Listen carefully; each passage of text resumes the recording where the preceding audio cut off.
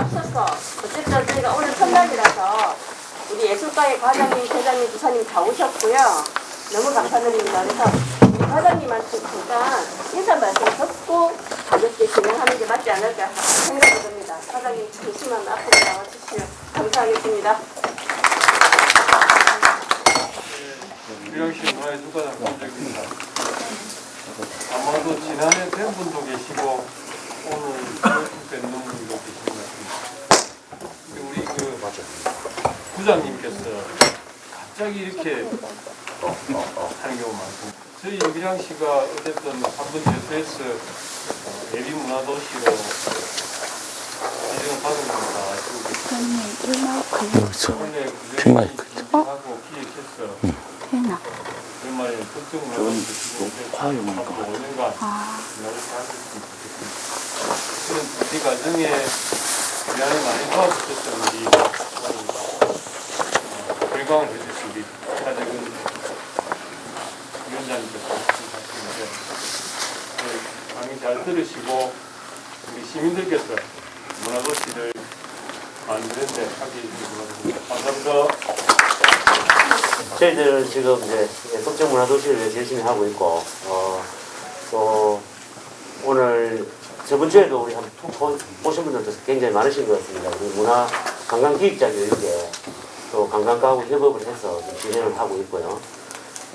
이제 워크숍이 코로나 때문에 저희들이 이제 날짜를 잡다가 이렇게 미뤄지고 또 연기되고 이렇게 했는데, 오늘 이렇게 모습 보니까 너무 좋습니다. 우리 작년부터 보신 분도 계시고, 오늘 또 새롭게 오신 분도 계시고, 또 같이 이렇게 함께, 문화도시가 원래 시민들의 힘으로 만들어가는 거기 때문에, 예수에서 함께 해주시면 감사드리겠습니다. 오늘 우리 차대근 대표님은 우리 또 지역문화위원회 위원장님이시고, 오늘 사실 낮에, 우리 밀양시에서 행정협의회가 또 발족이 됐습니다. 그래서 거기에서 또 강의를 아주 감동적으로 해주셔가지고, 많은 그 행정, 실과장님들로부터 큰 찬사를 받으셨고요. 이제 우리 시민 쪽으로 와서 오셔서 또 그런 이야기를 해주셨습니다.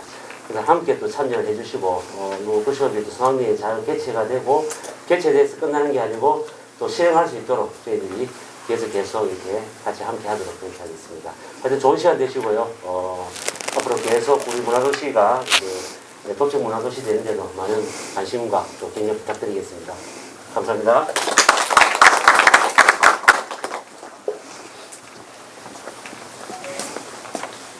네, 두 분의 인사 말씀을 들었고요. 오늘은 아까 말씀드린 것처럼 포럼과 워크숍이 진행이 됩니다. 그래서 1차 시에는 포럼으로 해서 이제 전문가분 모시고 강의를 들을 예정입니다. 그리고 2차 시에도 워크숍이긴 하나 오늘은 첫 워크숍이어서 어떻게 진행할지에 대한 이야기들과 사업에 대한 이야기들을 설명해 주시는 전문가가 또 와 계십니다. 그래서 오늘 이야기들이 저희가 워크숍 처음 이제 계속 진행하는 과정에 제일 중요한 부분이라 생각이 되고요. 그래서 정말 중요한 분을 모셨습니다. 지역문화협력위원회 위원장이십니다. 문체부의 총장님이랑 같이 공동위원장을 맡고 계시는 차재근 위원장님을 모시고 오늘 이야기를 들어보도록 하겠습니다. 소개드리겠습니다. 네, 반갑습니다. 오늘 제가 낮에 한 얘기는 굉장히 무거운 얘기였거든요. 우리 관료분들, 공공행정에 계신 분들이 제발 지금까지 일해왔던 방식을 좀 바꿔줘야, 변화시켜줘야 문화도시는 갈 수 있다, 성공할 수 있다, 이런 정말 깊은 당부의 말씀을 드렸고요. 아마 오늘 그 행정에 계신 분들이 상당히 머리가 복잡했을 것 같아요. 우리 문화도시 관련 우리 과장님하고 팀장님, 주무부서 빼고는 주무부서가 주인공이 되는 거거든요. 언제 우리가 한 지자체의 정책을 놓고 문화정책의 중심에 서고 최상위 지자체의 정책 개념 최상위의 문화정책이 자리하고 나머지가 이렇게 행정협의체를 만들어서 문화도시 잘 되게 해줘야겠다, 도와줘야겠다, 예산을 만들고 또 협업사업을 만들고 그렇게 한 경험이 없거든요. 전체를 망라해서 더군다나 문화정책을 최상위에 놓는다는 게 쉽지 않은데 밀양이 그걸 지금 해내고 있는 것 같아요. 밀양이 이미 행정예비체는 오늘 발족했지만 예비 지정 이후에 발빠르게 그 모든 부서의 정책을 한 테이블에 올려놓고 정책 간 협업을 통해서 예비 사업 예산도 만들었고 이미 상당 부분 실효적인 진척을 갖고 와서 상당히 밀양은 다른 경쟁 도시보다 좀 준비를 탄탄하게 하고 있구나 그런 인상을 받았습니다. 제가 그 원래 그 집이 부산이거든요. 그래서 밀양은 자주 왔습니다. 자주 왔습니다. 그래서 아주 맛집도 많이 알고요. 그래서 또 오다 가다 볼 것도 많고 머물 것도 많고 풍경도 너무 좋아서 밀양 올 때는 항상 기분이 좋습니다. 근데 와서 보니까 이렇게 많은 시민분들이 저녁에 식사도 못 하시고 또 이 시간을 내서 이렇게 와주셨다는 게 정말 대도시 못지않은 것 같아요. 대도시의 뭐 몇십만 기초자치단체보다 더 뛰어나다 그런 느낌을 받았습니다. 오늘 공무원 대상 특강을 한 얘기를 그대로 할 건 아니고요. 오늘 여러분하고는 좀 기본 개념만 약간 설명을 하고 나머지는 사례 이야기로 재밌는 얘기를 좀 할게요.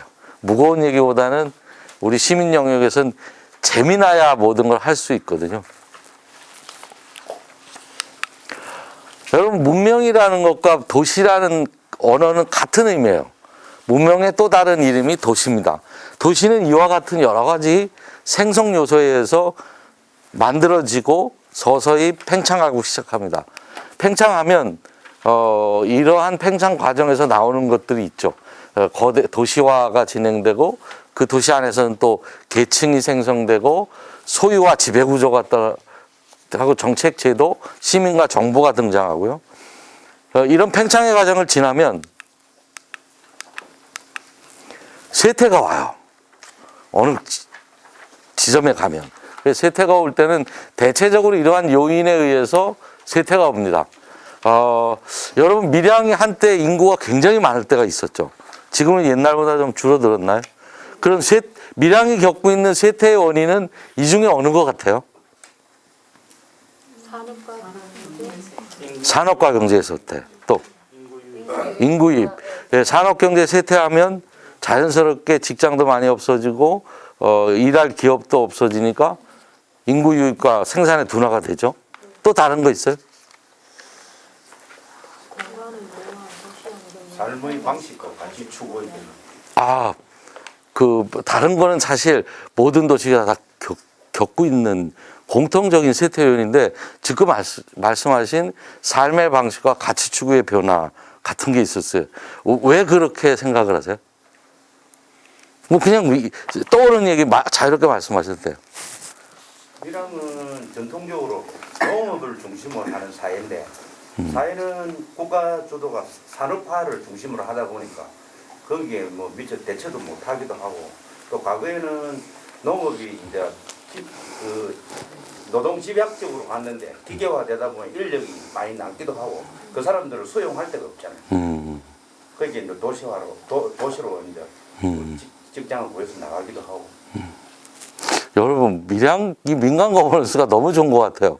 박수 한번 보냈으면 좋겠어요. 사실 이렇게 쇠퇴 요인 어디 가서 질문해 보면 이 5번째, 6번째를 말씀하시는 분이 많지는 않아요. 왜냐하면 5번째, 6번째는 최근에 나오는 쇠퇴 요인 중에 하나거든요. 최근에 나오는.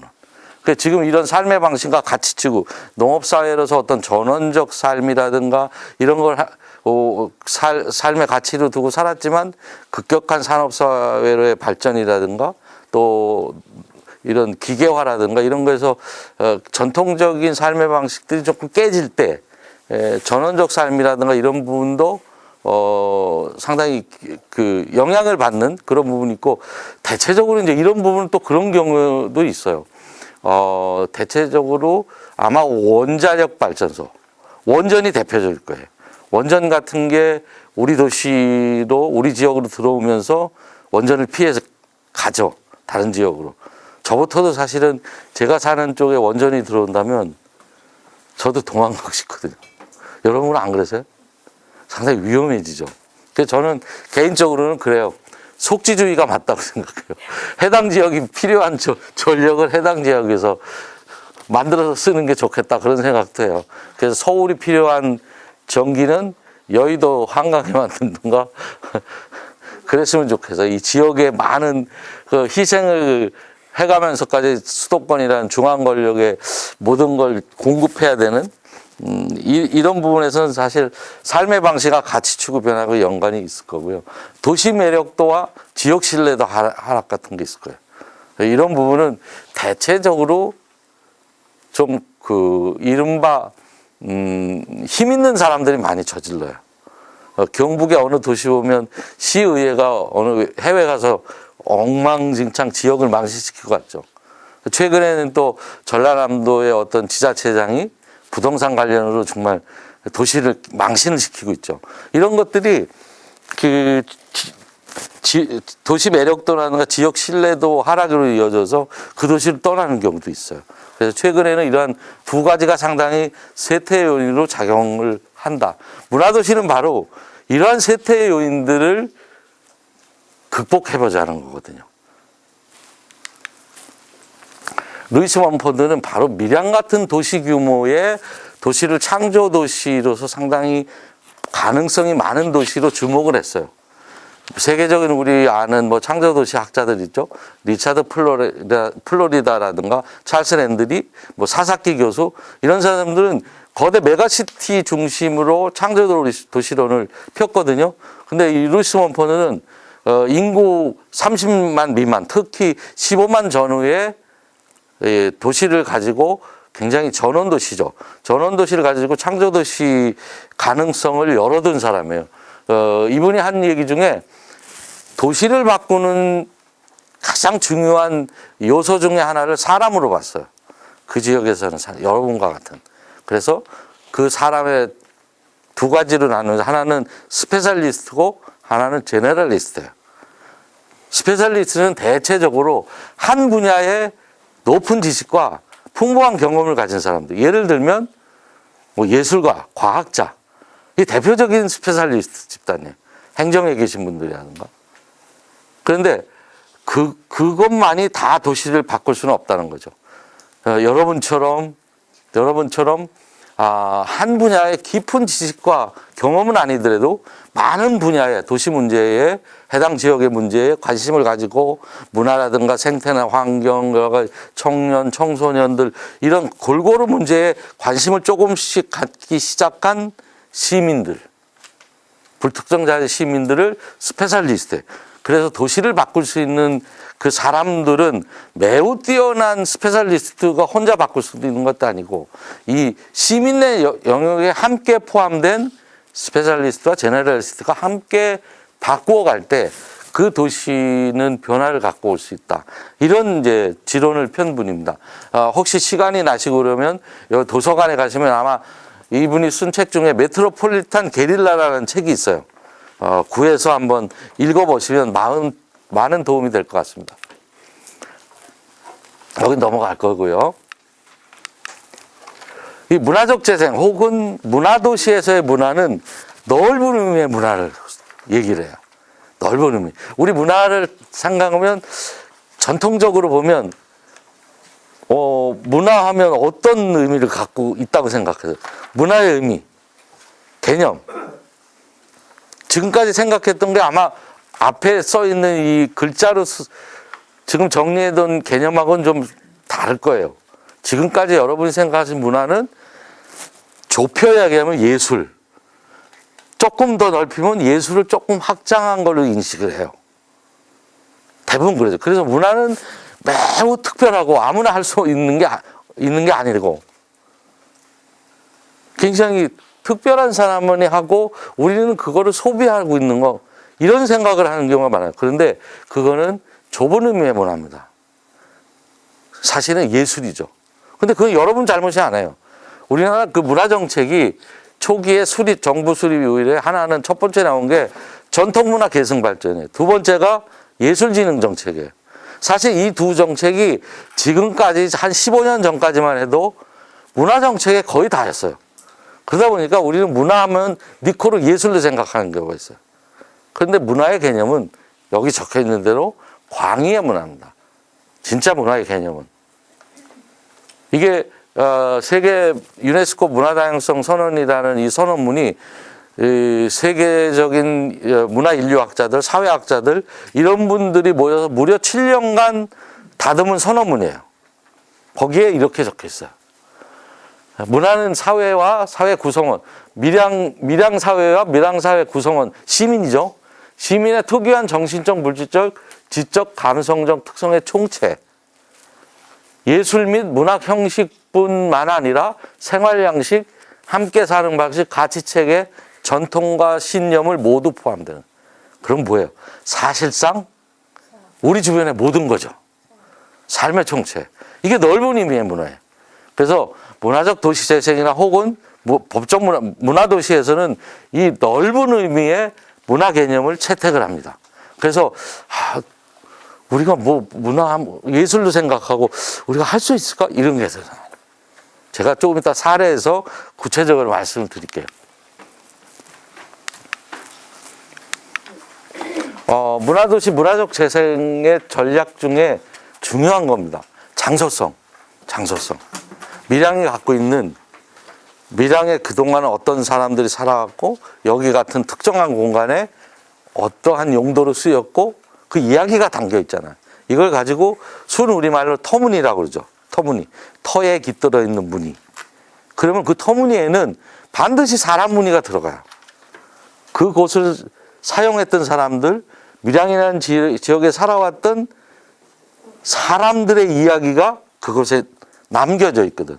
그 사람 이야기가 사실은 사람 문이에요. 그게 인문이죠. 한자로 하면. 인문이라는 게 매우 특별한 게 아니에요. 우리 인문 생각하면 뭐 문학, 역사, 뭐 철학 이런 거 인문으로 생각하잖아요. 막 뭐 인문학 하면 마치 엄청난 비싼 강사를 데려다가 강사는 여기에서 얘기하고 여러분은 그냥 앉아서 듣기만 하고 그런 거로 생각하거든요. 그거 아니에요. 인문은 수많은 사람들이 지역이건 해당 공간이나 장소에서 살아가면서 남겨진 이야기들, 기록된 흔적들 이런 것들을 찾아내는 게 인문이에요.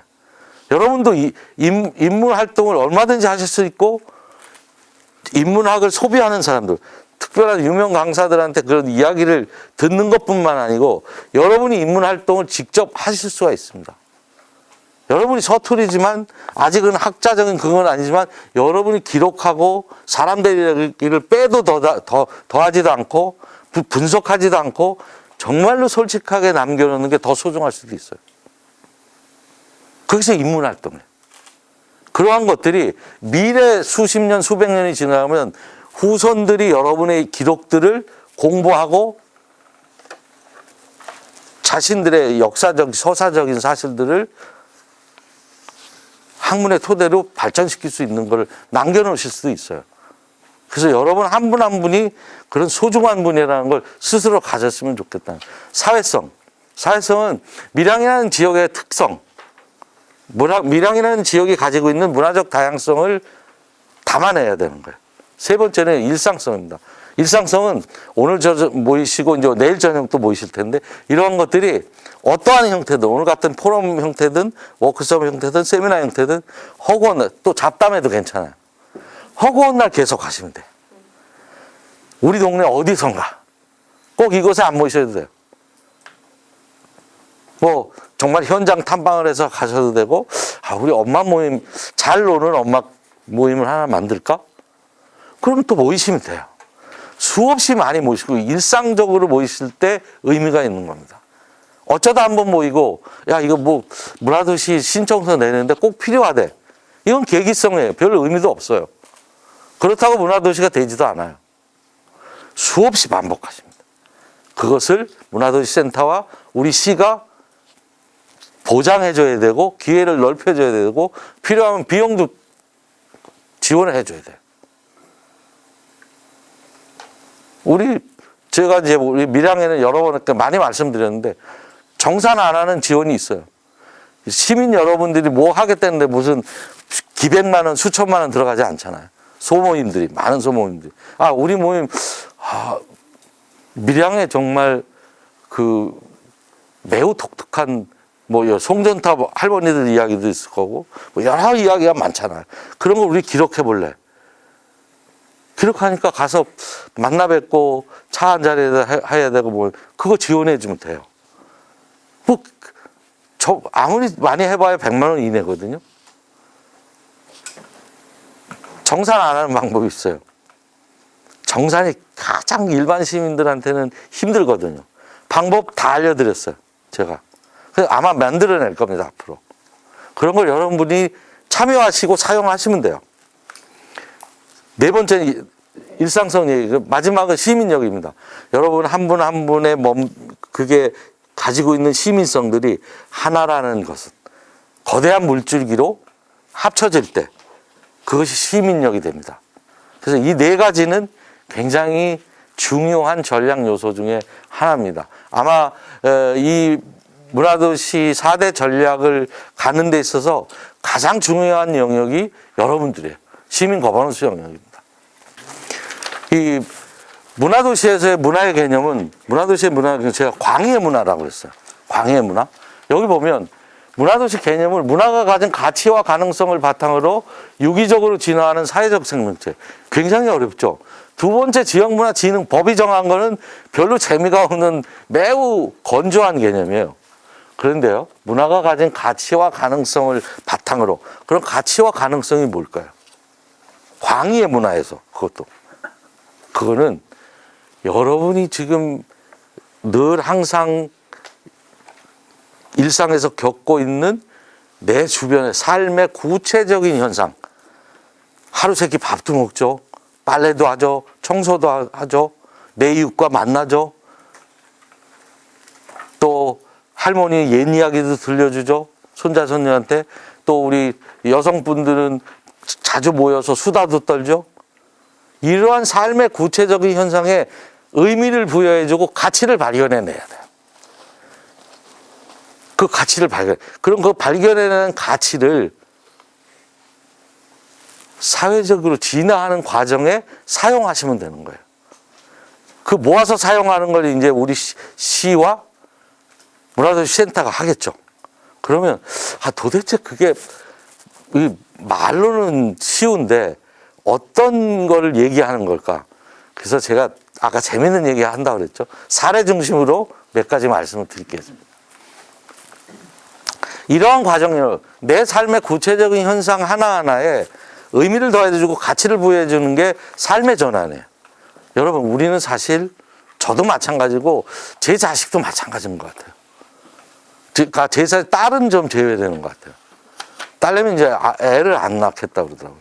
왜 그러니 그랬더니 자신들의 삶을 자식 낳고 자식 키우는데 다 바칠 자신이 없대요.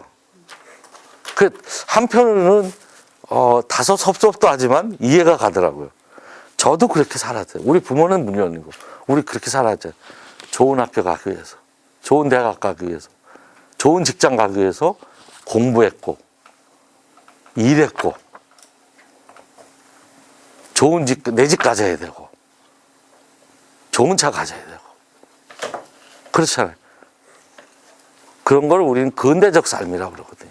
우리 초고속 산업사회 성장기를 겪고 있으면서 겪었던 근대적 삶의 방식이죠.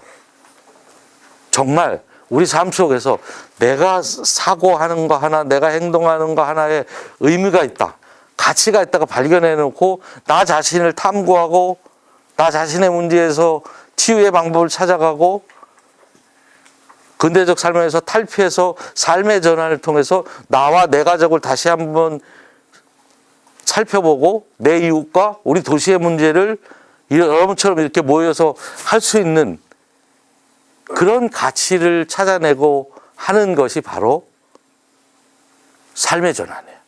그래서 탈근대적인 삶의 추구를 한다고 봅니다. 그래서 삶의 전환, 이제는 근대적 삶은 좀 벗어나서 나에 대한 문제, 가족에 대한 문제, 우리 사회에 대한 문제, 내가 사는 도시의 환경에 대한 문제, 여러 가지 문제를 이제는 성찰할 필요가 있는 거죠. 청년 야코의 이 핀란드 청년 야코 블룸베리의 이야기인데요. 이 친구가 지금 33이에요. 2016년도에 제가 북유럽에 리서치 출장 한 달 가면서 이 친구한테 굉장히 매료가 됐는데 이 친구 예술가 출신이거든요. 예술적인 작업을 통해서 도시에 많은 기여를 했어요. 근데 그게 하다 보니까 재미가 없더래요. 이 친구가 어느 날 한 게 저를 여기에 초대를 하더라고요. 하늘 아래 저녁 식사. 저는 저녁 식사 하늘 아래라고 그래서 당연히 헬싱크의 가장 높은 산이라든가 굉장히 높은 빌딩에 스카이 라운지에 데려가는 줄 알았어요. 웬걸? 이거 굉장히 아주 구시가지에 이 돌로 된 바닥이 된 대로 이거 레스토랑 거리거든요. 이리 데려갔어요. 주최 측에서 해주는 거는 이거 1.4km 정도 돼요. 1.4km 되는데 이 양쪽을 막아주는 일밖에 안 해요. 그리고 6시가 다 돼가니까 이런 베니아판으로 만든 테이블을 쫙 깔립니다. 일렬로. 그리고 거기다 여기 보시면 알겠지만 하얀 식탁보를 저렇게 깔아줘요. 그리고 사전에 스폰서 받은 생수 2병씩 딱 테이블에 놔줍니다. 그런데 이 테이블이 이미 그 예약 시작하면 30분 만에 동이 나요. 다 예약이 됐던 테이블들이에요. 그 시간이 되면 수많은 시민들이 자기 테이블 예약한 것 모임의 성격에 맞게 다 음식도 준비하고 여기 보면 테이블 세팅도 해와요. 어떤 생일 모임이야. 그러면 뭐 포도주 잔도 갖고 오고 뭐 꽃장식도 하고 다 갖고 옵니다. 집에서. 음식은 기본적으로 집에서 하는 게 원칙이에요. 시간이 너무 바쁘고 그러면 이 동네 레스토랑에서 사와도 돼요. 너무 바쁜 직장인은 마트에서 사와도 별 얘기 안 해요. 자, 그러면 6시 되면 뭐 시작하겠습니다. 그런 거 없어요. 그런 거 없어요. 그냥 조용히 먹기 시작해요. 이 사람들이 먹으면서 어떤 이야기를 하느냐 가만히 들어보면 그 준비해온 음식에 대한 이야기예요. 서사를 끄집어내요. 이거는 우리 멧돼지 할아버지 때부터 전승에 내려왔던 우리 집의 가족 음식이야. 이런 얘기도 하고 만드는 방법, 레시피도 서로 나눠주고 음식도 서로 나눠 먹습니다. 옆 테이블하고. 자, 우리나 이 북유럽이나 똑같아요. 너무 시간이 없어서 자주 못 만나요. 그러다 보니까 밥상 공동체라는 걸 도시에서 한번 해보는 거죠.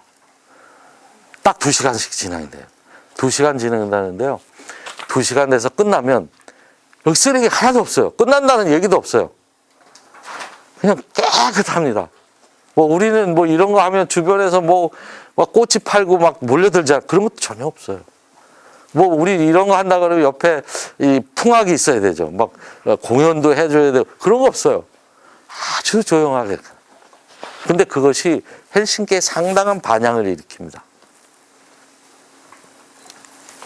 자, 이 친구가 한 이런 그것은 서양은 사실 서양의 철학은 신과 나 1대1의 관계를 많이 이야기를 하거든요. 동양은 모든 것에 간자를 붙여. 사이간자. 시간에도 간자가 붙어, 인간에도 간자가 붙었고, 순간에도 뭐 간자, 공간에도 간자가 붙죠. 사이, 관계성을 동양 철학에서는 중요시해요. 그런데 이 친구는 서양인임에도 불구하고 상당히 도시라는 공동체에서 함께 시민이 할 수 있는 것에 의미를 준 거예요. 어떤 의미냐? 자, 여러분, 문화라는 개념이 컬처라고 그러죠. 영어로. 이 컬처 용어가 어디서 왔냐면 라틴어 컬트에서 왔어요. 컬트의 의미를 아시는 분 많죠? 경작하다, 재배하자.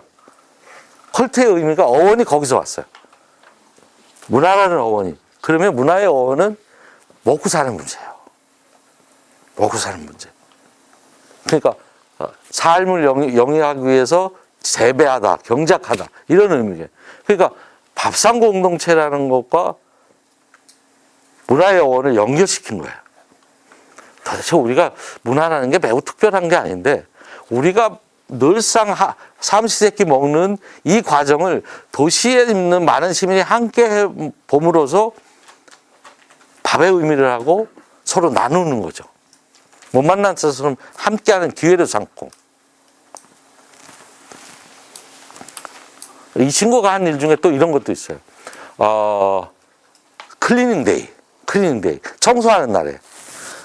대한민국, 우리 뭐, 요 여성분들 많이 오시는데 다 청소하잖아요. 다 청소해야 돼. 특히 봄 되면 뭐 대청소하잖아요. 청소하면 거기서 나오는 거 남아갖고 나누기도 하고 바꿔갖기도 하고 좀 저렴하게 팔기도 하죠. 헬싱키 시내가 한날 한시에 다 하는 거예요, 청소를. 그래서 청소하면서 남하고 나눌 거, 남 그냥 줄 거, 아주 싼 값에 팔 거, 이걸 깨끗이 세탁도 하고 그릇도 씻어가지고 동네 공터, 잔디마당 이런 데 내놓는다. 일시에 전 도시가. 그래서 진짜 플리마켓을 하는 거예요. 우리 한국의 플리마켓이라고 하면 사실 상업화되어 있잖아요. 전문 셀러들이 자리를 차지하고 그래서. 그건 진짜 플리마켓이 아니거든요. 그런 것을 동네 공터마다 해요. 자, 청소라는 누구나 하는 행위를 가지고 환경, 재생, 생태 이런 걸 다 가치를 하고 이웃과 나누죠. 나눔. 청소하는 일상적인 누구나 하는 활동에 의미를 주고 가치를 부여해 주는 거예요. 문화라는 것은 여러분 너무 매우 특별한 걸 어렵게 생각하지 마세요.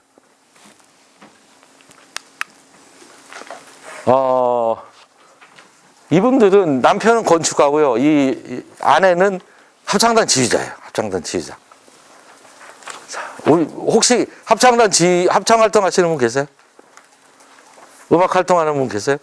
아마 우리 음악 활동하세요? 네. 우리 시민 예술 동아리 하시는 분들, 뭐 사진 동호회라든가 뭐 서양화 동호회라든가 뭐 이 전통 기악 동호회 이런 분들 많죠. 이 똑같아요. 이 헬싱키에 그냥 평범한 시민들이 만든 합창단입니다.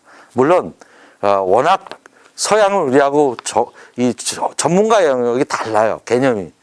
우리는 합창단 하면 성악을 반드시 전공해야 자격이 주어져요. 전문 합창. 그거 안 그래요, 여러분. 그냥 합창에 정말 잘하는 사람, 관심 있는 사람, 전공했건 안 했건 중요치 않아요. 그래서 모여서 합니다. 처음에는 제가 지금 50년 넘게 합창단 생활을 하고 있어요. 처음에는 저 좋아서 했어요. 특히 사회에 나와서는. 일주일에 한 번씩 우리 단원 친구들 만나는 게 너무 좋고 밥도 같이 먹고 제일 좋은 건 밤 12시까지 소주 한잔 하면서 정말 재밌는 얘기 이런 거 다 하는 그 만남이 좋아서 시작하죠. 그래서 어느 시점이 되면 잘하려고 노력을 해요. 우리 맨날 술만 먹을 거야? 좀 잘해보자. 그래서 사실은 수월성을 겨누기 시작합니다. 그게 잘하기 시작했어요. 그 다음에 뭘 할까요? 그 다음에 대부분 문화 나눔을 하죠.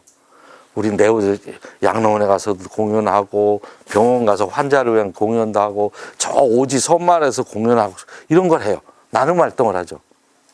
여기도 똑같습니다. 그런 평범한 합창단이 우리 잘해보자 해가지고 한 게 세계 합창올림픽 3연패를 했어요. 그 세계적으로도 알려진 합창단이죠. 그런데 이분들이 그 다음 한 활동이 뭐냐면 지역에 핀란드의 서브컬처, 인디밴드죠. 인디밴드들. 한국도 인디밴드들이 어렵죠. 똑같아요, 북유럽도. 이름 없는 핀란드 헬싱키의 지역 그 밴드들, 청소년 밴드들의 음반을 기획해주고 공연을 열어주고 이런 것을 해외에 알리기 시작했어요. 그 다음에 한 일이 뭘까요? 이 칼리오라는 이거는 헬싱키의 원도심입니다. 원도심 명칭이에요. 칼리오 지역이라는 데는 역시 우리도 이 원도심에 밀양대학도 좀 비어 있죠. 거기도 많은 건물이 비어 있습니다. 원도심에. 그래서 그 비어 있는 건물을 활용해 가지고 예술학교를 설립했어요. 여러분 믿어지세요? 그냥 평범한 합창단이 모이는 게 좋아서 모였다가 우리 좀 잘해봐야 될 거 아니야? 세계적으로 올림픽까지 3연패 했어요. 합창올림픽을. 그 다음에 한 게 지역의 청년들이, 힘없는 청년들, 기반 없는 청년들을 위해서 서브컬처 지원을 했고요. 그 다음에 한 것이 도심 재생까지 했어요. 문화적인 방식으로. 여러분 주변에 여러분이 지금 참여하고 있는 이러한 모습들, 또 여러분이 지금 참여하고 있는 그런 시민 예술 동아리들, 그 힘을 얕보면 안 됩니다. 우린 그냥 너무 그냥 창피해. 이럴 필요가 하나도 없어요. 그럴 필요가 하나도 없어요. 그것이 성장하면 그것이 어디까지 갈지, 어느 정도까지 지역사회에 공헌을 지는 아무도 몰라요. 그 가능성을 여러분 갖고 계시다고 봐요. 지금 이 그림들은 아까 제가 루이스 몬포드의 스페셜리스트와 제너럴리스트가 있어요. 이건 대표적인 유럽 문화도시의 사례들입니다. 한국의 문화도시는 유럽 문화도시보다 한 차원 높아요. 왜? 시민이 주인이거든요. 시민이 주인이고 시민 거버넌스에 의해서 진행되는 게 한국의 문화도시입니다. 그 거버넌스를 튼튼하게 지켜주기 위해서 행정이 일하는 방식을 바꾸고 협의체를 만나서 여러분들이 지내가는 거, 이것을 지탱해주고 보호해주는 겁니다. 여기 있는 거는 대체적으로 계획을 만들 때까지는 여러분 같은 수많은 시민들이 짧게는 5년, 길게는 한 20년까지 만들어요. 이런 플랜을 만들 때까지는 시민들이 만들어 갑니다. 근데 유럽은 대다수의 거의가 모든 도시가 플랜이 성립되고 이후에 실행 과정에서는 고도의 전문가 집단이 리드를 해나가요. 스페셜리스트들이 해나갑니다. 일반 시민이 해나갈 수는 없는 프로젝트입니다. 근데 한국의 문화도시는 이것보다 좀 추구하는 게 높아요. 시민들이 실천해 나가는 과정의 주인공이 될 수도 있어요. 그 문을 열어놨어요. 지금 상당수의 문화도시가 그 길을 가고 있는 건 맞습니다. 여기 보면 구겐하임 문화지구죠. 이건 구겐하임 그 앞에 있는 설치 미술이고요. 전 영국 런던의 테이트 모던 화력 발전소를 문화적 그 공간으로 미술관으로 재탄생. 이거는 이제 게이츠헤드의 밀레니엄 브릿지네. 그리고 이거는 이제 뉴캐슬의 북쪽의 천사. 세계적인 저거 아까 곰니가 한 거죠. 이거는 스페셜리스트가 아니면 하기 힘든 프로젝트예요. 그래서 한국에 있어서 여러분이 지금 준비하는 법정 문화도시는 플랜이 만들어지고 이후에도 시민들이 참여할 수 있는 문호를 개방한 모델입니다. 제가 지금부터는 이 자료를 안 보고요. 몇 가지 여러분들 단서 제공을 할 거예요. 재밌는 이야기. 앞으로 이런 이야기는 그대로 하라는 게 아니에요. 참고로 생각하시고 여러분이 문화도시에 참여하시면서 시민으로서 아이디어도 내시고 좀 좋은 아이디어는 의제를 만들고 의제 중에서 좀 다듬어서 과제 만들고 과제 중에서 이건 밀양 문화도시 5년이 끝나도 계속 갈 거야. 지속 가능성 가기 위한 전략으로 가는 과정이 여러분이 함께 하실 거거든요. 그 과정에서 제가 지금도 드리는 말씀은 하나의 단서, 그냥 재밌는 이야기들 생각하시고 비슷한 이야기들을 많이 상상력을 발휘해서 만드셨으면 좋겠어요. 첫 번째, 아까 제가 수다 얘기했죠. 수다. 우리 할머니들이 사랑방도 있고. 자, 여러분, 우리는 그런 수다방이 굉장히 많은 나라, 이야기가 많은 나라 중에 하나예요. 지금 전 세계에서 콘텐츠 최강국이 어딘지 알아요? 문화 콘텐츠 최강국. 어디 있을 것 같아요? 일본이에요. 왜 일본일까요? 일본은 이야기가 많은 나라예요. 일본을 만신의 나라라고 그러잖아요. 일본을 만신의 나라. 일본은 엔간하면 신이 돼요. 엔간하면 신이 돼요. 살아있는 사람도 신으로 섬기는 나라가 일본이에요. 집집마다 자기 집안에 혹은 뒤편에 자기의 신을 만들어 놓고 숭배하는 나라야. 그 신한테는 모든 신화라는 게 있어요. 얽혀진 이야기가 있습니다. 그것들이 일본이 이야기를 만들고 재창조해서 문화 콘텐츠 최강국이 될 수 있었던 거예요. 여러분, 일본의 그런 애니메이션, 게임이 다 거기서 나온 거죠. 뽀뇨라는 일본 작품을 아시는 분이 계신가요? 뽀뇨. 아시죠? 뽀뇨는요, 과거에 우리 조선의 통신사가 갔잖아요. 통신사가 머물렀던 토모노우라의 서사를 가지고 만든 거예요. 실제로 토모노우라 가면 뽀뇨 아줌마가 있어요. 뽀뇨하고 똑같이 생겼어요. 근데 그 뽀뇨의 작가가 거기 와서 그 집에 여관이거든요. 요칸인데 거기에 묵으면서 그 작품을 만들었어요. 그런 이야기들의 중요성을 살리고 나온 거죠. 근데 우리는 상당히 모이는 게 단절된 시기가 있었어요. 우리는 일제시대 때. 또 그 뒤이은 그런 군사독재 시대 때. 모이는 걸 굉장히 위험한 일로 봤어요. 제발 모이지 마. 모이면 신고하고 이상한 짓거리 하는 줄 알고 모이는 게 참 금기시 됐던 시간이 있어서 그러한 좋은 우리에게도 있음에도 불구하고 단절이 됐던 시기가 있어요. 여러분이 살려내 보세요. 괜찮습니다. 여러분 잘 아시는 이야기 있죠. 한 영국에 사는 미혼모가 아주 서민 아시잖아요. 다 알잖아요. 여러분 여기서 해서요. 밀양사 한번 하세요. 그분들이 전문 작가인가요? 전문 작가 아니에요. 그 전문가가 아닌 사람이 동네 이야기 클럽 가서 일주일에 한 편씩 쪽 소설을 발표를 하죠. 연재를 하죠. 너무 재밌는 거예요. 옆에 있는 사람이 롤링 너무 재밌어. 책을 한번 내는 게 어때? 그래서 이 쪽 소설을 가지고 에딘버러라는 갑니다. 그래서 에딘버러의 유구한 역사, 서사 이야기하고 결합해서 만든 게 해리포터예요. 여러분, 해리포터 한 작품이 2007년도에 한국의 자동차 5개 회사가 자동차를 열심히 만들어가지고 수만의 노동자와 해서 국내 팔고 수출해서 벌어들이는 돈이 5조예요. 해리포터 한 작품이 만들어낸 경제적 부가가치가 5조입니다. 그런 거 여러분이 못할 거 없어요. 여러분이 밀양의 이야기 클럽을 만들어 보세요. 여러분 매일매일 모셔도 돼요. 남 모여서 처음에는 남 이야기 할 수 있죠. 경상도 말로 뒷담화 깔 수 있죠. 그러나 이것을 긍정적인 걸로, 우리는 남 뒷담화 까지 말고 이제 조금 우리 도시의 이야기를 한번 해보면 좋지 않을까?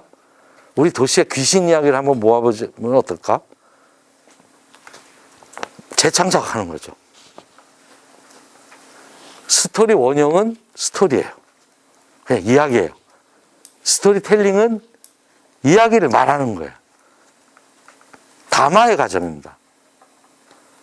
여러분 밀양의 동네마다 이야기 모임, 스토리텔링 클럽 하나씩 만들으셔도 되잖아요. 다 하실 수 있어요. 어려운 일. 영국에는 지금 약 5만 8천 개의 스토리텔링 클럽이 있습니다. 언제 어디서 J.K. 롤링 같은 해리포터 같은 반지 이야기와 같은 나니아 연대기 같은 작품이 나올 줄 몰라요. 이게 다 스토리텔링 클럽에서 배출한 일. 그 작가들이 전문 문학가 하나도 없어요. 그냥 너무 재밌게 일주일에 한번 모여서 이야기하던 사람들이에요. 여러분 못하실 게 없습니다.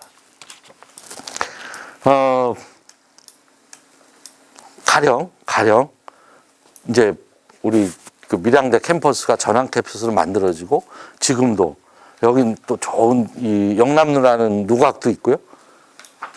가령 우리 가을에 책을 한번 고민해보죠. 책 읽기. 그러면 우리는 흔히 무슨 책 축제 같은 거 하면 도서관이 중심 이런 거. 그런 거 말고 우리 시민들이 할 수 있는 게 있어요. 우리말에는 굉장히 좋은 말, 간서치라는 말이 있어요. 간서치. 간서치는 책에 미친 사람이에요. 책에 미친 사람.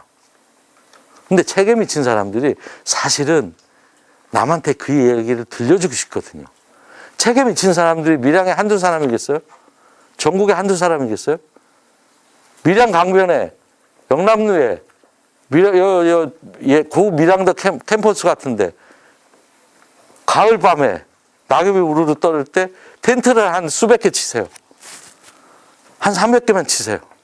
그리고 책에 미친 사람들이 텐트 안에 자기가 평생 읽은 책 중에 가장 감동을 받았던, 인생에 영향을 받았던 책들을 가서 거기 책상 하나 놓고 테이블에 진열해 놓고 손님을 맞는 거예요. 뭐 때문에 이 책에 감명받으셨어요? 나는 이 책에 이렇게 감명되고 내 삶이 이렇게 바뀌었어. 상대방이 너무 잘 들고 호응도 잘해. 그럼 이 책 내가 사인해서 공짜로 드릴게. 아니면 500원만 내세요. 호롱불 켜놓고. 여러분 다 하실 수 있잖아요. 아이들도 할 수 있어요. 아이들은 아이들 나름대로 동화책, 뭐 참고서 얼마든지 할 수 있어요.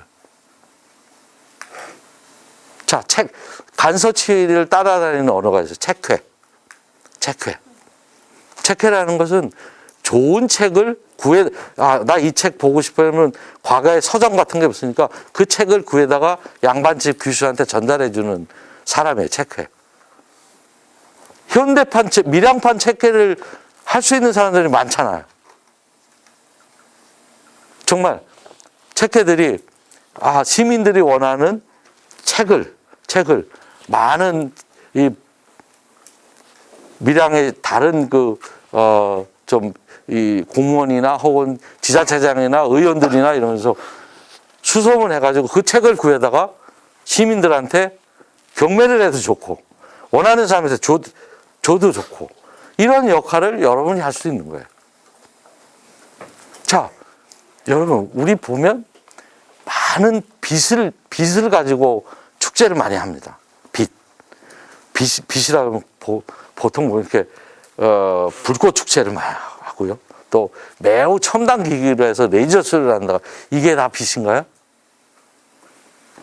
여러분 빚을 가지고 여러분 시민선으로 얼마든지 정말 기가 막힌 축제를 만들 수가 있어요. 밀양강에 한 500평 되는 바지선을 한번 띄우세요. 우리 관에서 시에서 바지선을 하나 띄워달라고 그래요. 이게 임시 바지선이죠. 뭐 요즘 뭐 스티로폼을 거기다가 코드를 한 500개 달라고 그래요. 코드를, 전기 코드만. 코드를. 그러면 시민들은 어떤 역할을 하나? 여러분 가정마다 다 있죠. 집집마다 다 있잖아요. 여러분 스탠드 등 각양각색의 여러 가지 모양의 스탠드 등 있잖아요. 그걸 시민들은 갖고 와서 꽂아 놓는 거예요. 축제 기간에. 그 나중에 축제 끝나면 빼갖고 집으로 갖고 가시면 돼요. 그게 하나의 작품이 되는 거예요. 여러분까지 그런 거 우리가 뭘 할 수 있을까? 넓은 의미의 문화가 뭐지? 여러분이 쓰셨던 일상적인 생활용품, 일상적인 구체적인 삶의 현상들 하나하나의 가치 부여를 해주는 거예요. 자, 등을 가서 그런 좋은 빗작품을, 설치작품을 시민이 수백 명이 모여서 만들었어요. 그러면 그 역할을 한 게 여러분이 쓰던 집에서 쓰던 스탠드 등이잖아요. 그 등이 그만한 작품의 도구로서 가치를 부여받는 거예요. 그렇게 생각하시면 돼요. 너무 어렵게 생각하실 필요 없어요. 인천에 가면 문화바람이라는 게 있어요. 지금 인천 시민 예술교육센터를 맡고 있는데 이분들 부산의 뭐 뮤클 바다 무대 이런 데가 원조예요. 더 먼저 생겼어요. 부산의 바다 무대라든가 뮤클 같은 데는 처음에 한 16,000명 정도의 회원을 갖고 있어요. 이건 소비자 클럽이에요. 소비자 클럽. 그러니까 뮤지컬과 오페라, 음악 공연을 선호하는 사람들의 일종의 모임체예요. 회원이 한 16,000명 됐어요. 이 사람들이 처음에는 같이 보러 다니다. 음악 감상 다니고 오페라 구경 다니고 이렇게 해서 모였던 건데 자, 하다 보니까 회원 대다수가 좋아하는 게 공연을 안 만들어줘요. 아, 외국에서는 엄청 인기를 끌고 있다는데 한국에서는 아직 초연이 안 돼요. 근데 여기는 인원수를 갖고 있어요. 우리 회원들끼리 돈을 얼마씩 객출해. 그러면 이거를 입장료 대신 내고 만들어서 우리가 직접 만드는 거예요. 작품 의뢰를 해요. 이런 거 만들어서 우리가 주문자 생산형이죠. OEM 방식이죠. 지금까지는 거꾸로 뒤집는 거예요. 그러니까 흔히 일방적인 문화 소비자가 생산자가 돼버리는 거예요. 인천 문화바람은 그거를 벤치마킹해서 가다가 지금은 시민들 예술교육센터에서 공간까지 운영을 하고 있어요. 여러분, 밀양 시민에서는 얼마든지 그럴 가능성이 있습니다. 밀양이 어른걸 사과의 고장이잖아요. 그렇죠? 근데 요즘 이 사과 재배 그 온도가 저 강원도 양양까지 올라갔다 그래요. 그 양양 사과가 제일 맛있다 그러는데, 일본에 그런 일이 있어. 아오리 배 이야기 아세요? 배 이야기. 일본에 태풍이 많은 나라잖아요. 태풍이 엄청나게 많은 나라. 이것도 일본 사람들이 갖고 있는 스토리텔링인데, 한 해에 엄청난 태풍이 왔어요. 배가 다 털어졌어요. 배가. 평소 작황의 3분의 1배기는 안 매달려 있어요. 그래서 정말 이거 올해 어떻게까지 하는데 한 시민 중에 한 사람의 스토리텔러가 아이디어를 냈어요. 여러분, 우리 저 배가 모진 풍파와 정말 비바람을 뚫고 살아남은 거 아니야. 아무리 험한 고난이 와도 안 떨어지잖아. 우리 이걸 가지고 머리 써보자 해서 한 게 이른바 합격배예요. 합격배.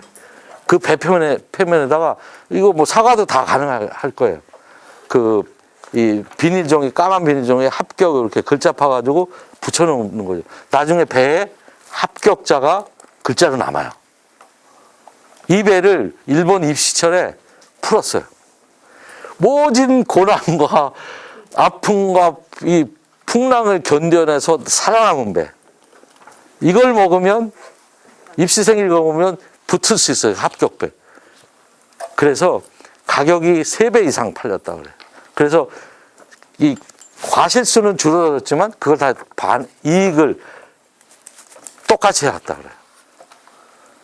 우리 어른걸 사과가 지금 점점 위기에 처하는 걸 알고 있어요. 그런 아이디어 내세요. 여러분의 이야기로. 얼마든지 내실 수 있어요. 그 다음에 제주 하래마을. 제게 허락된 시간이 몇 시? 네? 1시간이에요? 다음 분이 몇 시에요? 10분 정도. 네. 제주 하래마을이라는 생태마을 축제가 있어요. 좀 밀양도 상당히 들여다볼 필요가 있을 것 같아요.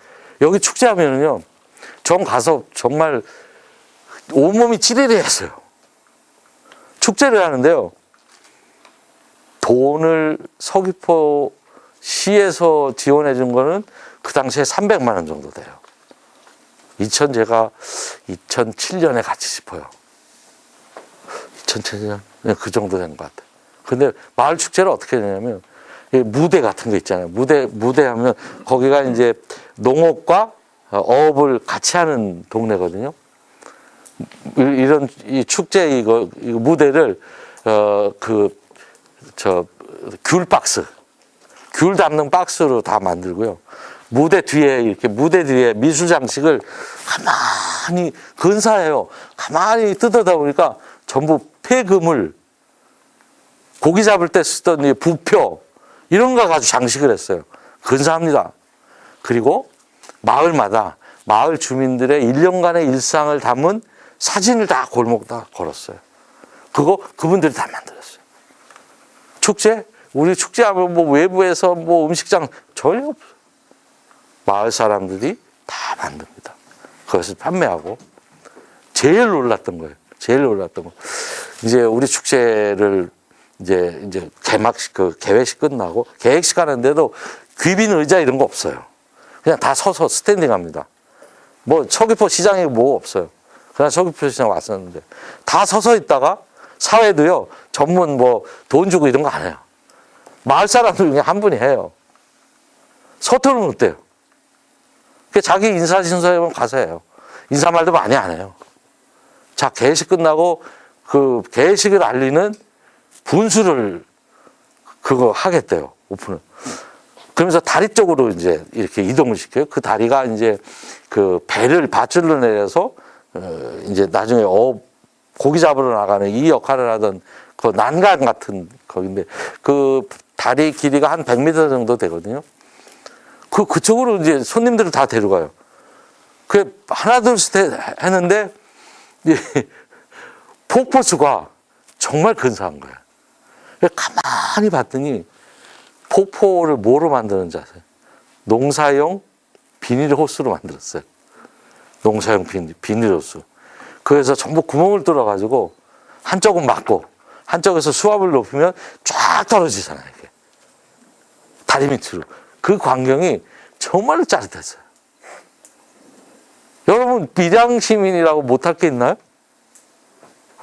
누군지 아시죠? 왜? 중요한 거는 그러한 일상에 내가 쓰던 물건 혹은 내가 늘 살아가던 일상의 구체적인 현상에 가치를 발견하고 의미를 부여해주기 시작하면 그게 가능한 거예요. 그게 온 도시가 행정이든 여러분 주변에 있는 지역사회가 정말로 우리 밀양의 삶의 흔적들이라는 고귀한 가치를 부여하신다면 저는 얼마든지 훨씬 좋은 사례를 만들 수 있을 거예요. 밀양에 아리랑이 있어요. 여러분 세계 유네스코 기록유산에 등재된 그 유산 중에 발트 3국의 노래혁명길 유산이 있습니다. 발트 3국 하면 리투아니아, 라트비아, 또 하나 어디죠? 빨리 생각이 안 나. 누가 찾아보세요. 이거는 그 소련의 침략으로부터 조국을 평화적으로 지키기 위해서 이 세 나라의 시민들이 국경선을 막아선 거예요. 그래서 거기 원래 노래 잘하는 분들이에요. 손에 손을 잡고 띠를 이었습니다. 인간띠. 그래서 탱크를 막아섰어요. 그래서 독립을 쟁취했다 그래서 노래혁명길입니다. 여러분 밀양에 아리랑 있잖아요. 아리랑 있죠? 밀양 아리랑이 진도 아리랑에 영향을 미쳤다고 그래요. 이 가까이는 여러분 영천에 아리랑이 있는 거 아세요? 아시죠? 영천 아리랑이 사실은 지금부터 한 30년 전까지만 해도 영천에 아리랑이 있다는 얘기 잘 몰랐어요. 네. 오히려 북한의 영천 아리랑이 보존되고 있었어요. 그래서 요즘 이제 영천 시민들도 근데 영천 아리랑의 상당 부분 밀양 아리랑하고 닮아 있어요. 닮아 있습니다. 자, 밀양 아리랑을 가지고 밀양 시민의 대다수가 모여서 밀양강을 띠를 이으셔도 좋고 정말로 여기서 영천까지 밀양 시민이 다 가고 영천 시민도 해서 손에 손 잡고 아리랑 로드를 만들어도 좋고 얼마든지 할 수 있어요. 여러분들이 가시는 걸로. 꼭 혁명을 해야 되나? 문화도시 지정받기 전에 올해 최종 PT 전에 그럼 일종의 플래시몹 같은 걸 해보세요. 퍼포먼스를. 우리 밀양은 정말 아리랑을 가지고 전 시민이 모여서 인간띠를 이어서 문화도시에 대한 염원을 담고 정말로 이거를 앞으로도 지속 가능한 퍼포먼스를 갖고 가겠다. 해볼 수 있잖아요. 여러분 자신 있지 않으세요? 하실 수 있어요. 그 다음에 이제 영국의 노리치라는 딱 우리 도시만한, 밀양시만한 도시가 있어요. 이게 유네스코 문학 창의 도시거든요. 이 노리치가 왜 좋은 사례냐면 우리는 유네스코 창의 도시 지정받아 놓고요. 제대로 하는 데는 하나도 없어요. 아까 우리 조광호 박사가 시의 공무원님들하고 공무원들하고 이 강의할 때 문화도시 다음 목표는 뭐냐? 동아시아 문화도시. 동아시아 문화도시 다음 목표는 유네스코 창의도시. 이런 얘기를 했어요. 아리랑 걸 가지고 할 수 있습니다. 문화도시를 확장시켜서 할 수 있습니다. 노리치가 한 거는 이런 거예요. 노리치는 굉장히 수많은 그 지역에 스토리텔링 클럽이 있어요. 그리고 노리치는 요즘 한국에도 그런 경우가 있습니다. 좋은 출판사가 서울에만 있지 않아요. 좋은 출판사가 지역에 막 내려옵니다. 요즘 뭐 모든 이 정보 시스템으로 다 가능하니까. 인쇄만 뭐 서울이 싸면 서울서 하고, 부산이 싸면 부산서 하고, 대구가 싸면 대구서 해요. 출판 기획은 뭐 촌에 가 있든 뭐 컴퓨터 하나도 다 돼요. 자, 영국 노리치 같은 경우에도 유네스코 문학창의도시가 그냥 된 게 아니거든요. 유네스코 문학창의도시에 되기 위해서 국립작가센터를 유치했죠. 노리치에 있는 대학이 문학 관련 학과를 굉장히 많이 창설을 했습니다. 또 자기 문학을 세계에 알리기 위해서 또 제3세계의 문학을 영국에 소개하기 위해서 국립 번역원을 유치했어요. 이 지역에서는 동네 출판사들이 굉장히 많고 동네 책방들이 굉장히 활성화되어 있습니다. 이 시민의 저변에는 그 수많은 스토리텔링 클럽이 떠받치고 있어요. 이런 복합적이고 굉장히 유기적이고 입체적인 접근 방식을 갖고 있습니다. 밀양이 저는 그런 거 할 수 있다고 봐요. 그리고 지금 가는 방향이 상당히 좋습니다. 여러분이 더 함께 해주신다면 얼마든지 가능해요. 영국에 가면 헤이온 아이라는 헌책방 동네가 있어요. 여기 탄광도시였거든요. 탄광도시. 탄광도시가 이제 폐광이 되고 동네는 완전 쇠퇴했죠. 그래서 그런 사라져간 그 전방들한테 전방에 헌책방 가게를 다 연 거예요. 세계적으로 유명한 헌책방 도시가 됐어요. 매년 헌책방 도서 페스티벌이 열려요. 전국에서 수많은 사람들이 놀러 옵니다. 밀양 할 수 있는 게 훨씬 여건이 좋잖아요. 제가 지금까지 이런 말씀을 드린 거는 문화도시에서 문화라는 것은 결코 매우 특별한 게 아니에요. 정말 중요한 거는 문화도시 이 추진 과정에 여러분 이제 거버넌스, 시민 거버넌스에 함께 참여해 계시고 그런 방식은 찾아보면 제가 말씀드린 거는 극히 일부분이에요. 여러분이 정말로 그런 자율적인 창의적인 시민 주체의 노력을 하신다면 저는 밀양이야말로 제가 말씀드린 것보다 훨씬 다양하고 좋은 사례를 많이 만들고 조성계획에 이런 걸 담아낼 수 있겠다. 그런 생각을 합니다. 그래서 여러분, 제가 오늘은 사례 중심으로 말씀을 드렸는데, 자주 모이시고, 많이 요청도 하시고, 또, 우리 문화도시 센터나 우리 문화도시 추진해 나가는 우리 행정에 박수도 많이 보내주시고, 해주시면 고맙겠습니다. 혹시 질문 있으신가요? 고맙습니다. 마치겠습니다.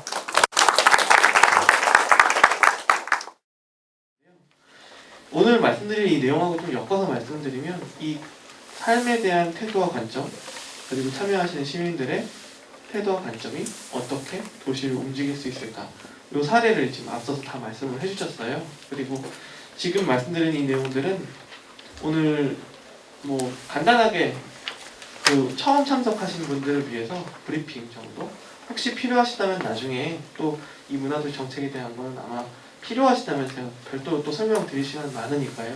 그래서 오늘은 워크숍이 주기 때문에 간단하게 개념만 말씀드리겠습니다. 결국엔 아까 말씀드린 대로 시민이 공감하고 즐기는 도시 문화여야 한다는 게 가장 큰 초점이세요. 이번에 문화도시에서 도시의 시민들께서 공감하십니까? 그리고 즐길 수 있으십니까? 이걸 여쭤보는 상황이 많고요. 그리고 그걸 통해서 지금 미래지향적인 사회성장 구조라고 말씀 좀 어려운 것 같잖아요. 되게 간단하게 풀어드리면 그렇습니다. 나도 지금 살고 있지만 10년 후에 내 다음 세대가 살 수 있는 도시를 만들어보자. 이러면 굉장히 좀 편해지죠. 내가 사랑하는 사람이 이 도시에서 살 수 있게 만들었으면 좋겠다. 요거예요. 그러다 보니까 그걸 위해서는 그것이 저희한테 미래가치 거기 있다라고 보는 것이고, 그걸 위해서 이 계획도 동참하시고 함께 밀양을 바꿔나가보자 라는 계획을 꿈꾸고 있습니다.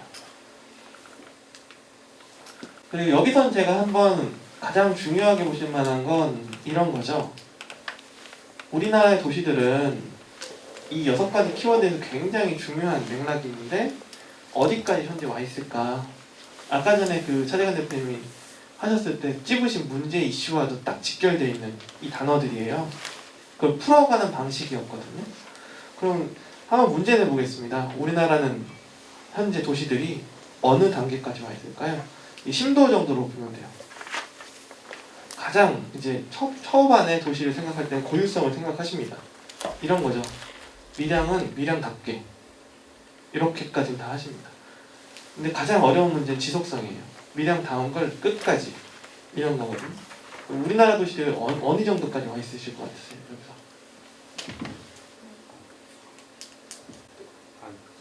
여기서 보편성까지 와도 문제. 이 부분이 굉장히 중요한데요. 창조성이 많거든요. 근데 이게 어떤 거냐면 말씀하신 보편성도 맞아요, 솔직히. 근데 문제는 이런 게 있습니다. 우리 도시들이 이렇게 되길 원하는 거냐, 이렇게 할 수 있는 거냐, 이 차이가 굉장히 크세요. 문화도시는요, 생존을 위해서 움직이는 게 아니라 우린 지금 밀양이라는 곳에 살고 있고 그리고 밀양이 이렇게 바뀌어나가길 원합니다 라고 하는 거잖아요. 그러면 밀양의 지금을 바꾸려면 우리가 할 수 있는 행동과 생각들을 해야 하는 거고요. 밀양이 다음 세대가 잘 살기 위한 것은 어떤 걸 지향해야 될까? 이 두 가지를 같이 생각하셔야 된다는 거죠. 그런데 우리나라 도시들이 현재 와 있는 상태는 지금 현재 요 사이에 와 있어요. 다양성까지 확보하려고 해보니 이제 새로운 것들을 그 다양성을 찾기 시작하는 거예요. 그래서 현재 지금 이 창조성이라는 단계까지 와 있습니다. 그러면 주체성이나 보편성은 여기에 시민들께서 참여하고 계시잖아요. 그런데 왜 이게 아직 안 됐다라고 말씀드리냐면 밀양의 인구가 몇 명인가요? 10만 2천. 지금 엄청 많잖아요. 근데 그 중에 일부가 오신 거예요. 이 얘기는 뭐냐면 문화도시가 아직 밀양의 대의가 된 건 아니다. 그리고 우리가 원하는 것들은 시민들이 주체가 되고 시민들이 보편적으로 문화를 즐기고 생각할 수 있으면 좋겠는데 그것들이 실현될 수 있는 시간 아직은 좀 더 있는 거죠. 지금 현재 지금 문화도시 카페에 인원수가 오늘부로 딱 봤더니 735명이 가입을 하셨더라고요. 밀양 7만의 인구 중에서 735명이면 1%. 우리나라에서 이렇게 가는 경우가 그리 많지 않아요. 예상외로 움직이는 게 도시를 움직인다는 게 그래서 힘든 거고 도시를 변화시킨다는 게 특히나 문화를 가지고 보이지 않는 걸 가지고 움직인다는 건 쉽진 않으십니다. 다만 문화가 보이지 않기 때문에 또 엄청난 가능성이 하나 있어요. 이게 뭐냐면 보이지 않고 현과 꼴이 없잖아요. 문화라는 걸 보여주세요라고 하면 어떻게 뭘 이렇게 내밀 수 있는 게 집 같은 것도 없고. 근데 되게 재밌는 건 우리는 집을 보면서 사람의 인생을 변화시키는 경우는 그렇게 없거든요. 그런데 우린 딱 10,000원 들고 가서 영화관 보고 나면 인생 영화라는 게 생기잖아요. 감동을 하고 거기서 교훈을 얻고 내 삶에서 반영하려고 하고. 이게 진짜 중요한 점입니다. 우리가 문화도시에서 바라보고 있는 가능성이라는 건 그거예요. 문화라는 것은 아무것도 없는데 이상하게 사람들 잡아당기죠. 내 생각을 변화시키고 마음을 변화시키는데 그 마음을 변화시키는 것이 사회적으로 올바르고 재미있고 즐길 수 있고 누군가에게 전달할 수 있는 것이라면 한번 해볼 만하다고 느끼는 거죠. 그래서 지금 여기 참여하시는 분들은 어쩌면 문화도시를 참여하시는 전체 수는 밀양의 1%밖에 안 되지만 그들이 한번 손을 뻗으면 2%로 늘어나죠. 근데 되게 재밌는 건 이게 정비돼서 올라가는 게 아니라 2%가 손을 다시 두 손 뻗잖아요? 그럼 8%가 됩니다. 이게 진짜 무서운 거예요. 그럼 우리 목표는 딱 명확하게 생기는데요. 밀양에서 시민들 중심의 문화도시가 가려고 했을 때 창조성까지는 어느 정도 어떻게든 아까 전에 스페셜리스트들이 움직여 줄 거예요. 같이 시민들과 함께. 그런데 주체성, 보편성은 스페셜리스트들이 아무리 강조해도 시민들이 움직이지 않으면 안 되기 때문에, 공감하고 움직이지 안 되기 때문에 안 되는 거거든요. 우리가 이제 해야 될 건 딱 나오는 게 이거죠. 7만 명 중에 3만 5천 명이 문화도시를 원하거나 문화도시를 위해서 행동하고 있으면 됩니다. 그 목표가 달성될 때까지 가능하다면 한번 해보자는 거예요. 제가 다른 도시에서 경험했던 문제는 되게 재미있던 문제가 있었는데, 사람의 힘이 진짜 무서운 건 그런 거예요. 지금 7만 명의 도시에 제가 뭐 3년 전에 처음 와서 문화도시를 얘기했다 치면, 죄송합니다. 10만이에요. 제가 다른 도시랑 헷갈렸습니다. 지금 10만 도시에 와서 제가 혼자서 이렇게 얘기를 한다 치면, 잘 생각해보시면 그렇잖아요. 우리가 1대 10만의 싸움을 시작했던 거거든요. 근데 저랑 동일한 생각을 가진 분이 지금 이렇게 늘어나고 있죠. 지금 여기 50명 정도 이렇게 딱 와 있다 보면 실제로 50대 10만은 1대 2만이잖아요. 2000이죠, 2000 정확하게. 그죠? 1대 10만으로 시작했던 대화가 이제는 1대 2000까지 떨어지는 거예요. 계속 2만, 2000 기하급수적으로 실패할 확률이 낮아집니다. 제가 말씀드리고 싶은 결론의 요지는 뭐냐면, 문화도시를 하실 때요, 엄청나게 고유한 게 나오고 뭔가 엄청 특별한 걸 나오길 원하시는 게 아니고요, 우리는 문화로서 재미있게 살 수 있어라는 것을 계속 꾸준히 가시면 돼요. 근데 그것들이 얼마나 큰 울림을 가져올 것이냐, 이건 한 5년 후에 나올 겁니다. 제가 아까 전에 7만과 10만을 헷갈렸던 이유 중에 하나가, 요거를 정말 잘한 도시가 남원이에요, 솔직히. 근데 남원이 7만이시거든요. 근데 탈락했습니다. 제가 너무 속상해요. 남원만 생각하면. 제가 거의 한 7년을 같이 움직여드렸거든요. 근데 마지막에서 이제 그 움직이는 모습들이 결론적으로 인정을 못 받았어요. 그 말씀드리면, 아프지만 말씀드리면 거버넌스였어요. 사람들과 함께하는 거. 남원에서도 4년차까지는 몇 명까지 늘어났었냐면, 함께 움직이는 사람이 1200명까지 늘어났었어요. 엄청 났던 거죠. 근데 어느 순간 그 시민들과의 선을 놔버린 거예요. 그러면서 기하급수적으로 사람들이 줄었습니다. 아무리 계획이 좋고 아무리 실행을 할 수 있다 하더라도 결국 그 도시에 있는 사람들이 공감하지 않는데 이거 문화도시 할 수 있을까요? 라는 반문을 받게 된 거예요. 거기서 답변을 할 수가 없던 거죠. 밀양은 지금 오히려, 제가 오히려 불안한 건 오늘 너무 즐거운 모습들을 봤는데 이게 너무 빠르다. 지금 밀양 사람들은 왜 이렇게 이런 걸 하고 싶어 하는 거지? 이걸 한번 고민하셔야 된다는 거죠. 그 안에는 분명 뭔가를 하고 싶어 하는 의지와 욕망이라는 게 있는데, 그게 뭔지 정확하게 알고 계셔야 다음 단계의 대화가 이루어질 수 있습니다. 그리고 한번 끝까지 가보시려고요. 그러니까 오늘 행정협의체 발족식을 하면서 시장님이 계시는데 딱 그랬어요. 1년만 기다리시라고. 1년만 기다리면 뭔가 분명하게 한번 보여드리겠다고. 이 도표가 어떤 걸 보여주는 도표인지 아세요? 이게 우리나라의 70년 도표를, 70년의 흐름을 보여주는 도표거든요. 혹시 이해되시나요? 이거 어려우실 거예요, 이거 되게. 보이세요? 왜 70년일까? 그렇죠. 이게 아까 차재근 위원장님의 강의의 힘이야. 그렇죠. 네, 산업화입니다. 산업화. 이게 얼마나 무서운 거냐면, 오늘 좀 쉽게 설명할 수 있겠네요. 이것 때문에 거의 한 20분을 설명드려요. 근데 편하게 설명드리면, 1950년대 우리는 유교를 겪었죠. 그러면서 우리 그 이후에 근대 도시들이 만들어지는데, 50년대부터 가장 먼저 한 거는요, 가끔 물어보면 다 집이라고 대답을 하시더라고요. 아니라는 거예요. 생존에서 중요한 건 집이 아니라 당장 먹을 거였잖아요. 먹을 게 없는데 돈을 줘야 먹을 걸 살 거 아니에요. 그래서 했던 건 산업화였습니다. 근데 되게 중요한 게 뭐였냐면, 올림픽은 그럼 밀양 시민들의 삶을 윤택하게 해줬나요? 네, 아니에요. 그 행사는 우리나라가 열광하고 세계가 열광했지만 결국 대한민국이라는 나라를 알리는 행사였던 거예요. 나는 없어요. 그런데 나라는 사람에 대해서 관심을 갖기 시작한 건 딱 2000년대 들어와서부터입니다. 산업화가 붕괴되기 시작하는 거죠. 그러니까 엄청난 가능성과 위험성을 둘 다 전 중국이 갖고 있다고 생각하는데 우리도 솔직히 똑같아요. 거의 그런 나라라고 생각하지만 결론적으로 그냥 말씀드리고 싶었던 건 이거 잘 생각해 보십시오. 우리나라는 결국 먼저 돈이라는 가치에 의해서 공장이라는 시설을 먼저 짓고 시설에서 기능이 필요해졌고 거기에 사람을 넣은 케이스예요. 순서가 그렇게 됩니다. 70년간은 그렇게 해왔어요. 계속. 모아보면 공간 짓는 게 아니라 당신들이 뭘 할 수 있나요를 물어봐요. 한번 해보세요 라고 기회를 드립니다. 기회를 드리고 나서 정말 공간 필요하세요? 짓겠습니다. 그리고 나서 공간 활성화 되니까 한번 도시를 한번 움직여 볼까요? 라고 하는 게 이 시스템인 거예요. 그런데 말씀드렸듯 우리나라의 70년은 거꾸로잖아요.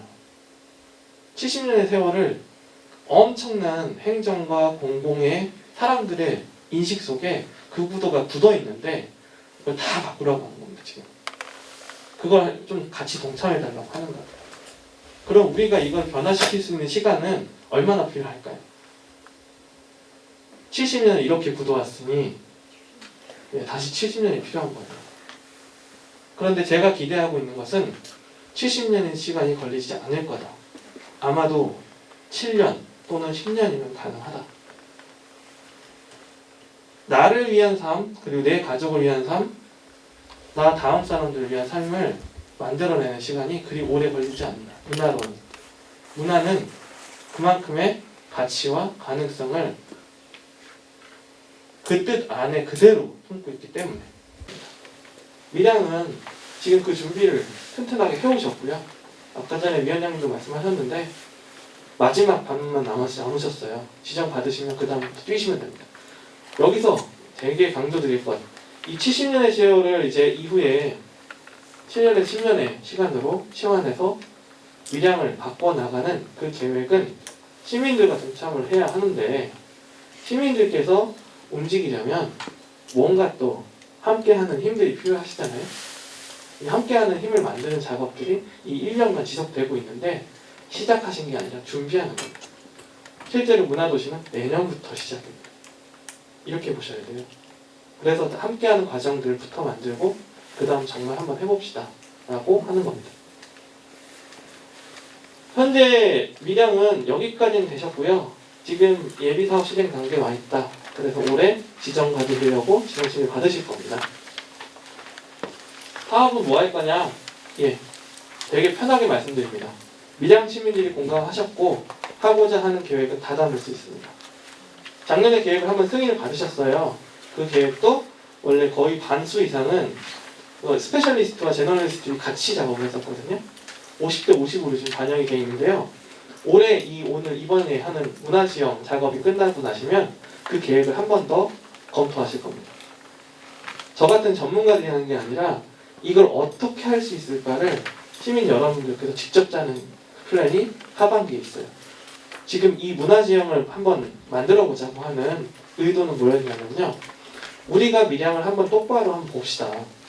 가능성이 뭐가 있는지 우린 너무 평범하게 삶을 밀양에서 살아왔기 때문에 거기서 가능성을 한번 발견해 보시자는 거예요. 그래 놓고 작년에 짰던 계획들이 정말로 실현 가능할까요? 어떻게 할 수 있을까요? 이 계획을 하반기에 같이 짜실 겁니다. 그래서 9주차짜리의 이 문화지형을 그리는 일들이 이 사업을 튼튼하게 하는 걸로 보시면 되고 모든 프로젝트가 가능하기 때문에 그때도 필요하시다면 함께 제안해 주시면 됩니다. 그리고 특히 이 말을 계속 강조드리는데요. 문화도시의 가장 기본이 되는 철학은 모든 도시는 특별하답니다. 이 이야기는 이런 거죠. 밀양이라는 도시가 우리나라에 또 있습니까? 없잖아요. 밀양에 사는 사람들이 여기 계시는 분들 말고 또 있나요? 없잖아요. 밀양이라는 곳에 살고 있기 때문에 밀양 사람인 거잖아요. 그 자체로 원래 지금 밀양의 삶의 스타일들이 생기신 거고 고유합니다. 특별합니다. 근데 문제는 이런 거죠. 왜 우리는 특별함을 못 느낄까? 거꾸로 저 같은 외지에서 온 사람들이 오히려 밀양의 매력을 알아가거든요. 이유가 뭘까요? 그렇죠. 익숙해진 거예요. 특별한 게 계속 특별하다 보면 그냥 일상이죠. 그런데 우리는 이제부터는 도시를 좀 낯설게 보셔야 합니다. 낯설게 보고 원래 우리가 특별했던 지점이 뭔지를 찾아보자 라고 하는 시도들을 하셔야 되고, 그거는 명확하게 딱 두 가지 방법밖에 없습니다.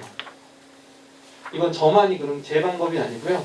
저도 궁금해서 외국에서 아까 전에 말씀하신 빌바오의 전문가들, 영국의 뭐 그런 찰스 랜디 뭐 이런 사람들 왔을 때 물어봤어요. 당신이 도시를 해석하고 움직이기 위한 첫 번째 작업 뭐냐 도대체? 도시를 특별하게 만드는 비법이 있냐? 근데 그 사람들이 공통되게 대답한 딱 두 가지가 있습니다. 뭐이실 것 같으세요? 아, 시민은 당연히 내주체니까. 그건 기본입니다. 일상에서 일상생활에서 원해서 같이 공유하는 그렇죠. 그걸 가장 쉽게 하는 건 뭘까요? 모이는 사람들이 모이고 대화하는 거. 첫 번째 이게 있죠. 그러면 사람을 이해하는 건 모이고 대화하는 거겠죠. 그럼 도시를 이해하려면 예, 걷는 겁니다. 무조건 걷는 겁니다. 그 사람들은 제가 그때도 얘기를 들어보니까 그 기획자들이 했던 얘기가 나는 1년에 35,000명을 만납니다. 라고 말을 하더라고요. 걸어서 그 사람들 찾아가고 대화하고 하는 게 35,000명이래요. 오늘 설명드릴 이 문화 지형을 만드는 작업은요, 결국 그겁니다. 이제 도시를 돌아다니시면서 사람들끼리 모여서 대화하시고 밀양이 어떤 곳인지 이야기를 나누시라는 겁니다. 밀양이 어떤 곳인지 찾아내시라는 겁니다. 그래서 지도 위에 올려놓고 그 지도 위에 올려놓은 것들을 모두가 함께 공유하고 토론해보자. 그러면 밀양이라는 곳이 밀양 사람들이 보일 거고, 그 다음 단계 작업이 문화도시 사업을 한번 같이 꾸려가 보는 거. 여기까지가 올해 목표다. 이렇게 봐주시면 좋고요. 밀양대학교가 이 가장 특성화 사업으로 돼 있어요. 문화예술 전환 캠퍼스라고 돼 있는데 이 부분이 진짜 중요합니다. 거의 한 10년간 방치되어 있으셨죠? 밀양대 15년인가요? 20년간. 그러니까 2000년에 들어오자마자 솔직히 그냥 학교가 없어진 거잖아요. 근데 밀양대학교는 이번에 연원을 다 따져봤는데요. 100년 정도 됐어요. 그런데 밀양이라는 도시가 지금 쫙 올라가다 솔직히 인구가 줄죠. 똑같습니다. 그러니까 도시사를 보여주는 인프라였던 거예요. 사람들이 그만큼 청년이라는 사람들이 가서 생활을 하면서 도시사랑 똑같이 변하고 있었죠. 그런데 우리는 잊었던 거죠. 되게 편하게 그 똥가리 골목이나 이런 데 지나가시잖아요. 그 가치가 너무 이제 익숙하신 거예요. 근데 문화 전문가들이 와서 봤을 때 깜짝 놀랐습니다. 야, 이거 다시 가치 복원하고 시민들의 품으로 돌아가면 이거 그냥 그대로 도시 전환될 것 같은데?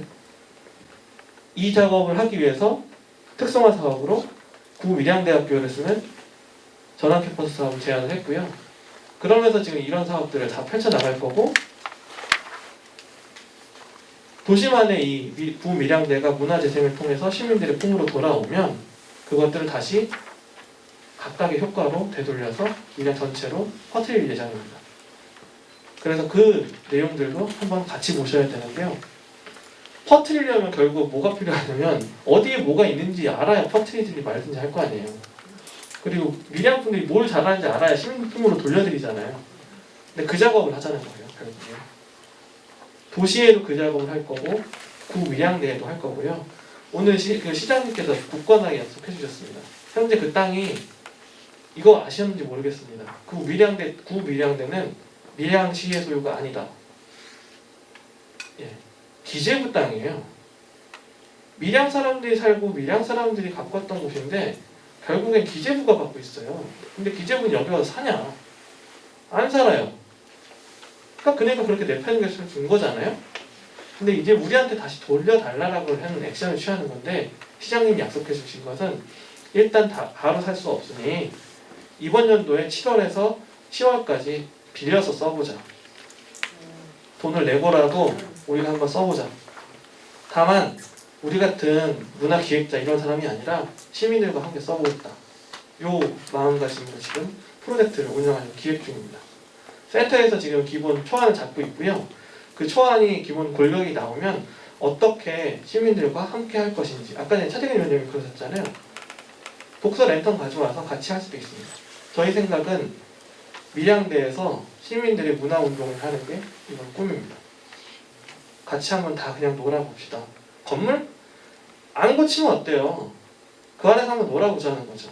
캠핑도 해보고, 그리고 거기서 운동회도 해보고, 억자지껄 떠들어도 보고, 그 얘기를 하자는 게 올해 목표입니다. 그래서 이런 게 굉장히 중요하다는 걸 말씀드리면서 계획과 가장 중요한 올해의 실험 프로젝트 밀양전환 캠퍼스 프로젝트가 있다. 이 정도만 알아두셔도 나중에 함께 하실 수 있는 일들이 많아지실 거고요.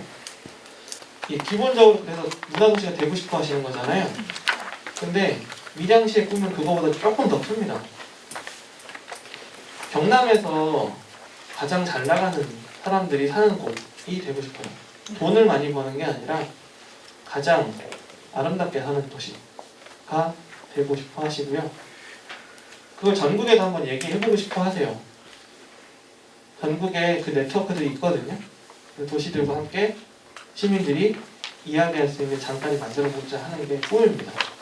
이 정도까지 이해해 주신다면 저희가 하는 작업들이 무의미한 건 아닐 거다. 밀양이라는 도시를 깨우는 작업이고 시민들을 깨우는 작업이면서 그것이 미래를 깨우는 작업이 될 거예요. 그래서 거기에 동참을 해주십사 하는 내용입니다. 설명 다 드렸고요.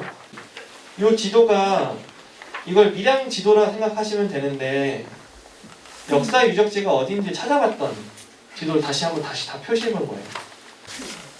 밀양 사람이라고 해놓고는 밀양에 있는 걸 안 가본 거예요. 그러니까 이게 되게 희한한 거잖아요. 그래서 그 감각을 깨워보자라는 작업이라고 보시면 돼요. 역사자원도 이렇게 찍어보시면 이런 식의 도표가 나올 거고요. 그리고 저희가 이렇게 단순하게 도표만 찍는 거냐, 이 밑에 보시면 각각에 찍어있는 내용들을 어디에 있고 어떤 특징들이 있습니다를 기록하기 시작합니다. 그러면 이제 도시를 바로 보기 시작하겠죠. 뭐 예를 들면 표충사에 갔더니 표충사는 이런 곳인데 우리가 가본 결과는 밀양 사람들이 볼 때는 어떻다. 객관적인 얘기 말고 뭐 역사적으로 뭐 언제 생겨가지고 뭐 했다. 이거는 역사학자들이 잘 하실 거잖아요. 그런데 표충사라는 곳은 밀양 사람들에게는 어떤 의미다. 위양지 같은 경우도 생각해 보세요. 그러면 위양지라는 곳이 누구의 소유 이게 문제가 아니라 위양지라는 곳은 밀양 사람들에게 있어서 어떤 느낌을 줍니다. 라고 정리한 적이 있나요? 그래요? 근데 되게 웃기는 건 가서 편하게 보고 오시잖아요. 밀양지 가면 되게 편하시다면서요. 근데 이게 웃긴 거예요. 다 알고 있는데 한 번도 정리된 적이 없어요. 그게 도시를 읽는 감각이라고 하거든요. 그 감각을 깨워보시고 한번 적자는 거예요. 이 기초 작업입니다. 그래서 자원들이 어디에 있는지를 찍고 그리고 그 자원에 대해서 밀양 사람들끼리 대화해보고 그걸 정리하는 거죠. 그렇게 하면 장소에 대한 사람의 감각이 찍히는 거고 그럼 그게 밀양만의 지도가 되는 거거든요. 그게 나중에는 가장 직접적으로 쓰여지는 건 여행 지도가 됩니다. 밀양에 단적으로 말씀드려 볼게요. 밀양에 여행하러 오는 사람들이 서울스러운 거 보러 온다 생각하시나요? 아니에요. 밀양스러운 거 보러 오잖아요. 밀양스러운 걸 제일 잘하는 사람들은 밀양 사람이에요. 근데 우리는 밀양 사람들이 그걸 소개 다 해주고 있나요, 제대로? 문화관광 해설사밖에 없어요, 지금 현재. 근데 도시 사람들이 가장 마음에 있어 하는 것들을 찍어주면 어떨까요? 100% 무조건 사람들 오게 됩니다. 그리고 거길 가게 되죠. 그리고 그 사람들이 가지 않더라도 내 아이는 거기 가서 한번 보길 원하게 되시는 거죠. 밀양이니까. 그래서 그런 것들을 한번 작업을 해보자라는 거고요. 이게 단순하게 그럼 뭐 역사 유적만 있냐? 예, 문화재도 기본으로 들어가겠죠.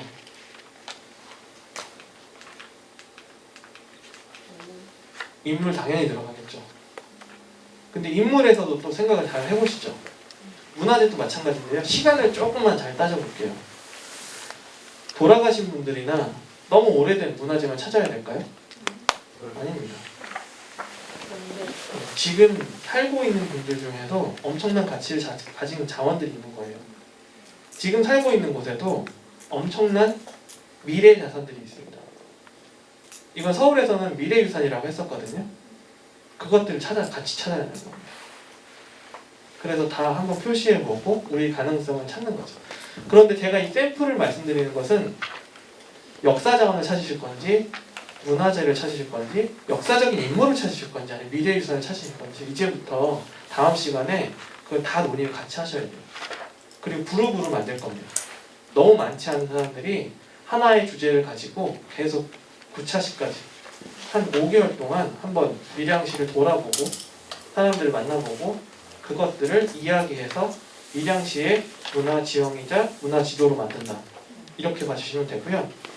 그런 기초 작업을 솔직히 김해에서도 거기까지 못 들어갔어요. 솔직히 의견 수렴하다가 제가 그때 너무 오래 걸려가지고요. 했던 게 이런 거예요. 문화예술 관광자원의 지도로 정확하게 표기해보고 이게 시에서 준 현황과 안 맞더라고요. 이게 왜 그러냐면 이게 되게 웃긴 건데 일단 카페 지도를 찍어보자 이거죠. 시에서 나와 있는 카페 정보와 밀양시에 있는 카페 정보는 다릅니다. 그럴 수밖에 없어요. 생겨났다 없어져, 생겨났다 없어지기도 하고요. 이런 것들을 다 찍기 시작하면 그리고 객관적인 정보에 그 사람의 감정과 감성이 없잖아요. 그래서 그런 것까지 생각해서 찍으려고 했는데 여긴 감성과 감정은 빠진 지도입니다. 객관적 정보와 그리고 사람들이 가장 중요하다고 생각하는 자원을 찍은 거죠. 근데 찍어봤더니 사람들에게 관광시설이라고 인식되는 곳이 거의 없던 거예요. 근데 이게 진짜 다릅니다. 우리가 밀양 사람들이 인지하고 있는 바와 도시의 정말 객관적인 정보들은 분명히 다른데 그 사이에는 감정이라는 게 있다. 그게 도시를 사람들이 읽어내는 방식이고 이번에 밀양시 처음으로 시도하는 거다. 그러니까 찍어서 보여드리는 작업들은 대화 나누시고 그 그룹들이 전체적으로 이야기를 한번 대충 다 찍어주시면 그걸 도표화시켜서 보여드리고 맞나요? 이야기가 맞나요? 오히려 거기에 어떤 감성을 실으실 건지 예술가 그룹도 오늘 있으신 걸로 알고 있는데 예술가들이 보는 지도는 또 달라요.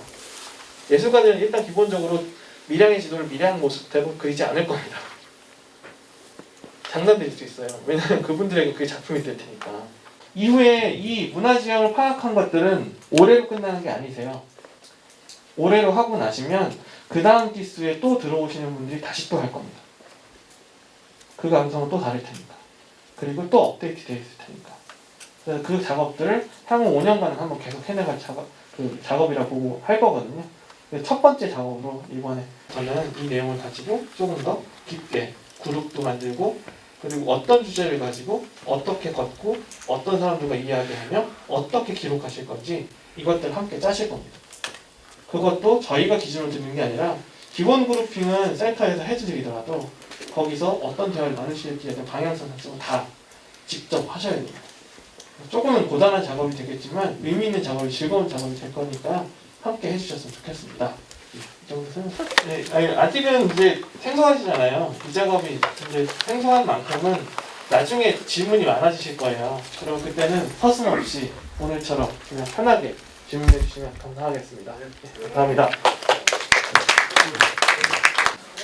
어렵지 않게 설명을 했는데 하시다 보면 참 어렵구나 하는 생각을 하실 수도 있는 사업이긴 한데 또 한편으로 이걸 만약 하시면 정말 보람되는 일이라는 생각은 정말 하시게 되실 겁니다. 그래서 꼭 참여해 주시면 좋을 것 같고요.